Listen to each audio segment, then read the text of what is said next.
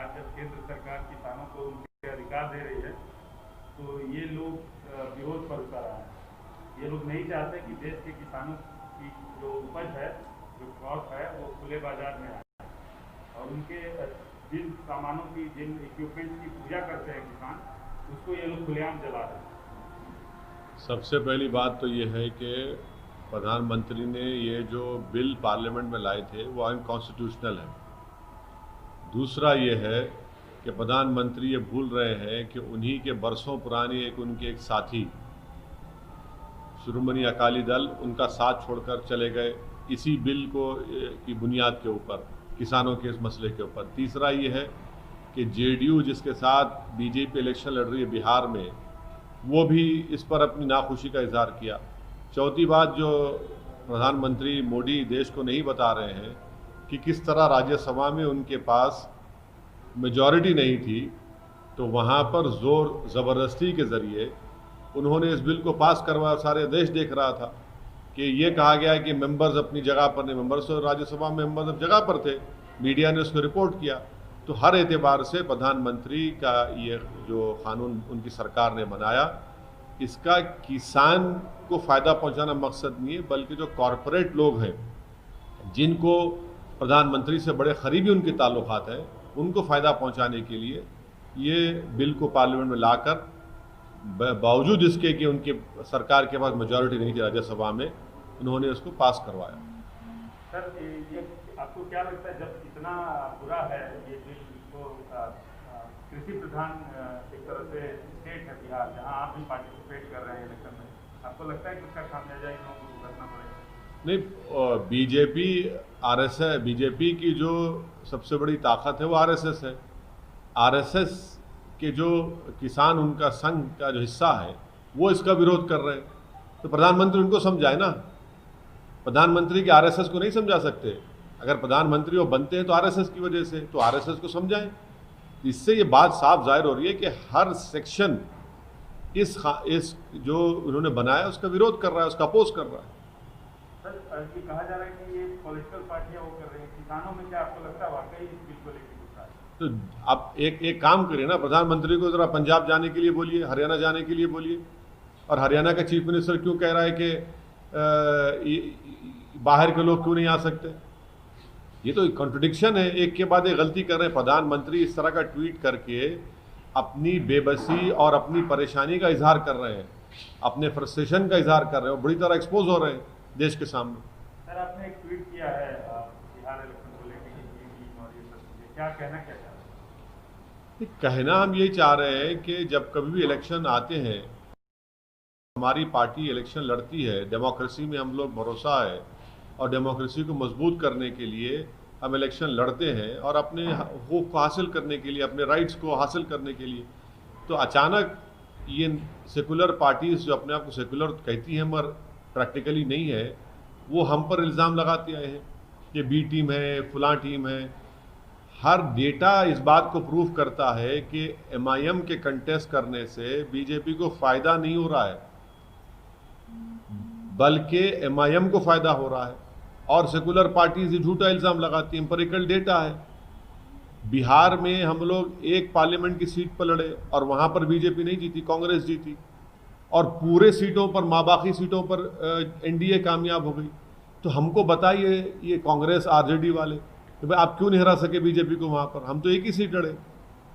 महाराष्ट्र में हम एक सीट लड़े, औरंगाबाद में, वहाँ पर इम्तियाज़ जलील ने 22 साल के एमपी शिवसेना के को हरा दिया। और फिर कांग्रेस एनसीपी शिवसेना के साथ गोद में बैठ गई है, पावर शेयर कर रहे हैं। वो क्या सेकुलरिज्म है? आप मंदिर निर्माण के लिए आप ईंट भिजाते हैं, वो सेकुलरिज्म है? ये सब इनकी हिपोक्रेसी है और देश इसको देख रहा है। और मुझे यकीन है कि अब के बार बिहार के इलेक्शन में बहुत अच्छा रिजल्ट आएगा। और इनका सेकुलरिज्म, एक इनका हिपोक्रेसी है, बुरी तरह एक्सपोज हो चुके हैं। बाई इलेक्शन हम जीतते हैं, वहाँ बीजेपी को हराते हैं किशनगंज की। तो ये इनकी बौखलाहट है और दिक्कत आ रही है। सर, आप हमेशा बीजेपी को रोकने की बात करते हैं। बिहार में आप कर सकते थे, बीजेपी को रोकने का आप कर सकते थे, कुछ पार्टियों से हाथ मिला सकते थे, गठबंधन कर सकते थे, लेकिन आप जिस तरह से लड़ रहे हैं, आपसे ये आरोप लग रहा है कि आप बीजेपी को चलिए, अरे हमने तो एक बिहार के एक बहुत बड़े लीडर के साथ, उनकी पार्टी के साथ हमने गठबंधन किया है। यूनाइटेड डेमोक्रेटिक सेक्युलर अलायंस, हमने देवेंद्र प्रसाद यादव साहब हमारे कन्वीनर हैं। ये वो आदमी है जो कर्पूरी ठाकुर के लिए अपनी सीट छोड़ दिया था, 5 टर्म का एमपी है। हम उनके साथ, चलिए आज आप हमसे करिए। आप तो हमसे बात करने को तैयार नहीं है, मगर हम देवेंद्र प्रसाद यादव साहब के साथ अलायंस किए हैं और हमको पूरा यकीन है कि बिहार की जनता हमको अपनी मोहब्बत से और अपने भरोसे से नवाजेगी और आप देखते रहेंगे कि हम कैसे आगे बढ़ेंगे। सर, बिहार चुनाव ही वजह है कि आपने मथुरा का राम मंदिर का पटाक्षेप हो गया? ना, लेकिन नहीं, गलत बात है ना, गलत, बिल्कुल गलत बात है। मैं तो, आपको याद होगा कि जब बाबरी मस्जिद का जजमेंट आया था, आपने सवाल किया था प्रमोद साहब, मैंने उस वक्त कहा था कि ये जजमेंट एक तो हिंदुत्व, इस देश को हिंदुत्व राष्ट्र बनाने का रास्ता फराहम करेगा। मैंने ये भी कहा था कि इस जजमेंट के बाद बहुत से पुराने इश्यूज खुलेंगे, जिसमें काशी और मथुरा का, और सच साबित हुआ, मेरा बात बोल रहा हूँ। और वो लोग कोर्ट को गए। जब एग्रीमेंट हो चुका है ईदगाह कमेटी के साथ, बाज़ाब्ता पूरा एग्रीमेंट की मैंने कॉपी ट्वीट की, अब क्यों मसला उठा रहे हैं? क्योंकि उनको हिम्मत मिली इस जजमेंट के बाद कि वो ये समझ रहे हैं कि बिलीफ को कोर्ट ने उसको अपहोल्ड किया, और उनको उम्मीद ये लगी हुई कि दोबारा इस मसले में कोर्ट में जाएंगे तो कोर्ट बिलीफ को अपहोल्ड करेगा और rule of law, rule of evidence को कोर्ट बाजू रख देगा। हम ये पूछना चाह रहे हैं नरेंद्र मोदी की सरकार से कि पार्लियामेंट का 1991 का religious place of worship act है, वो एक्ट ये कहता है कि जो 15 अगस्त 1947 को जो रिलीजियस प्लेसेस थे, चाहे वो हिंदुओं के हो, मुसलमानों को, सिख के हो, ईसाइयों को, उसको चेंज नहीं किया जाएगा। तो क्या मोदी सरकार कोर्ट से जाकर कहेगी कि 1991 का places of religious worship act के तहत वो जो केस डाला गया वो मेंटेनेबल नहीं है? और राम मंदिर, बाबरी मस्जिद के केस में सुप्रीम कोर्ट की बेंच ने उसको बेसिक स्ट्रक्चर से जोड़ा है, इस एक्ट को। तो क्या मोदी सरकार खुले अल्फाज में कहेगी या नहीं कहेगी, या फिर वो इसी तरह से इस इशू को उठाएगी अपनी सियासी रोटी सेकने के लिए? सर, आप भी तो सियासी मुनाफे के लिए इस इशू को उठा रहे हैं। नहीं, बिल्कुल नहीं। मैं तो 1991 एक्ट को सामने रखकर कह रहा हूं। मैं तो सुप्रीम कोर्ट के जजमेंट के बाद मेरी पहली प्रेस कॉन्फ्रेंस में मैंने इस बात को कहा था कि ये मसले उठेंगे, और मैं सच साबित हो रहा हूं। अब देखना यह है कि मोदी सरकार उस पार्लियामेंट के कानून का लिहाज रखते हुए उसको अमल करेगी, या फिर अपने सियासी फायदे के लिए इस तरह से आरएसएस के ऑर्गेनाइजेशंस को प्रमोट करते रहेगी, ताकि देश दोबारा वो जो टर्मोइल से गुजरा है 1989 से 80 से लेकर 1992, उसके बाद क्या उसको दोबारा झोंकना चाहेंगे उस आग में? ये तो मोदी सरकार को बताना पड़ेगा। सर, एक और घटना उत्तर प्रदेश में हुई है, लॉ एंड ऑर्डर की सिचुएशन है, एक महिला के साथ गैंगरेप हुआ है। इस देश में जब तक इस देश के मर्द लोग महिलाओं के ताल्लुक से, ख़वातीन के ताल्लुक से अपनी ज़हनी गंदगी को साफ जब तक नहीं करेंगे, ये जुल्म होता रहेगा। और ख़ास तौर से जुल्म होता है उन महिलाओं का जिनका ताल्लुक दलित तबके से, माइनॉरिटीज़ से, शेड्यूल्ड ट्राइब, शेड्यूल्ड कास्ट से होता है, और ये बढ़ता जा रहा है, रुकने वाला नहीं है, बढ़ता जा रहा है। और तीसरी बात ये कि उत्तर प्रदेश में ठोक दो की सरकार है, रूल ऑफ लॉ के ऊपर अमल नहीं करते। ठोक दो, क्या ठोका आपने? क्या आपने रोका इन लोगों को? 19 साल की लड़की, इतना बुरी तरह उससे बर्ताव किया गया उससे। आप बताइए उसका क्या हो रहा है फिर? आप बताइए, उसका रेप हुआ, उस बच्ची के स्पाइनल कॉर्ड तोड़ा गया, जबान को काटा गया।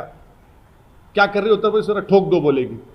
ठोक दो से नहीं होता है, आपको इन्वेस्टिगेशन सही करना पड़ेगा, आपको रोकना पड़ेगा इन ऑफेंसेस से पहले।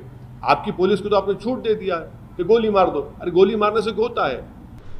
इसके लिए बहुत ज़रूरी है कि कानून का डर ऐसे शैतानों के दिलो दिमाग पर पैदा होना ज़रूरी है।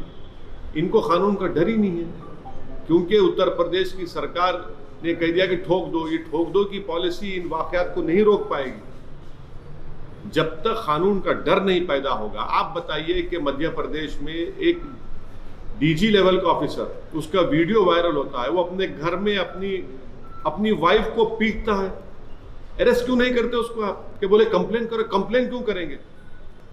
जब सारी दुनिया ने उसको वीडियो देख लिया तो कंप्लेन की जरूरत है सरकार को। और चीफ मिनिस्टर कहते हैं कि भाई हम उनको ड्यूटी से रिलीव कर दिए। जो पुलिस जिसकी हिफाजत कर रहा है वो अपने घर में अपनी बीवी को पीटता है, क्या कॉन्फिडेंस क्रिएट कर रहे हैं महिलाओं में आप? और उत्तर प्रदेश में तो आपकी ठोक दो की पॉलिसी है। तो ये बहुत जरूरी है कि पुलिस और कानून का डर उस वक्त पैदा होगा जब ये ठोक दो की एनकाउंटर की पॉलिसी खत्म होगी। जब तक आप एनकाउंटर ठोक दो करते रहेंगे, इन लोगों में क्या डर पैदा हो रहा है? शमशाबाद में आपने ठोक दिया, मोइनाबाद में इंसिडेंट हो गया। तो इन पुलिस का और कानून का डर उस वक्त पैदा होगा जब रूल ऑफ लॉ पर इंप्लीमेंटेशन होगा।